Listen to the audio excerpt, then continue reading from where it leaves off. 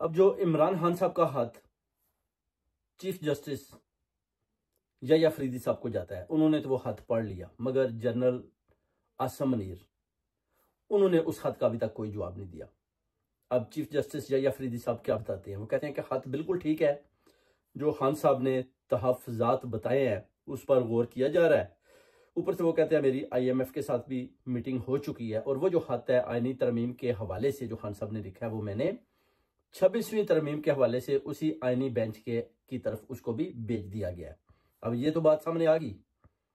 कि या फरीदी साहब जो चीफ जस्टिस हैं, उन्होंने खान साहब के खत का जवाब दे दिया, और मगर अपना जो जनरल साहब हैं सैयद आसम मुनीर, उन्होंने अभी तक किसी किस्म का कोई जवाब नहीं दिया। मगर जो हुकूमत को खत लिखा गया उस पर मरियम नवाज ने वो खत देखा और उन्होंने बोला जी कि उसके साथ एक USB भी है जिसके अंदर तहफ़्फ़ुज़ात उठाए गए हैं, जिस पर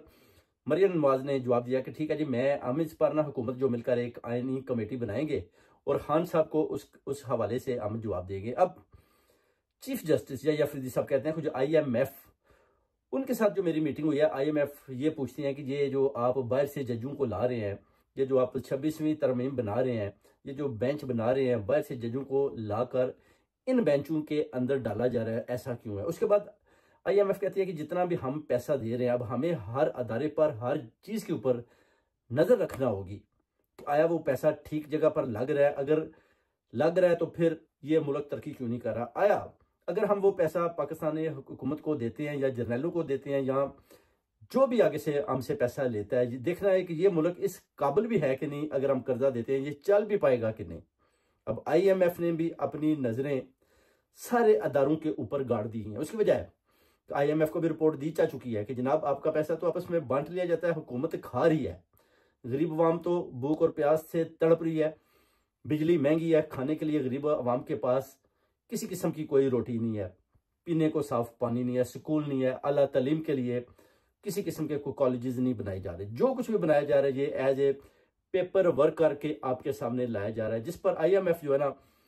वो बड़े इस सोचो विचार में पड़ गए कि बात तो बिल्कुल दुरुस्त है कि जितने भी हम पैसा देते हैं वो पैसा जाता किधर है? एक किस्त देते हैं, एक इंस्टॉलमेंट के बाद दूसरी इंस्टॉलमेंट लेने के लिए ये अपना जो है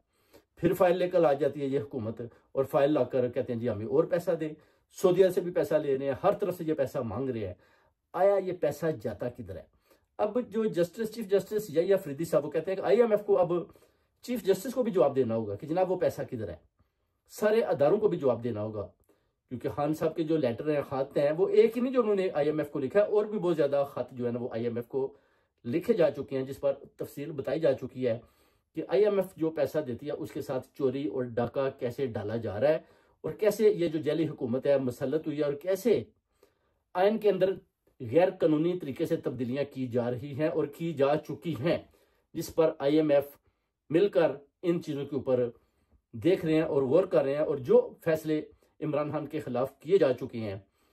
वो क्यों है, और जो नवाज शरीफ के ऊपर फैसले थे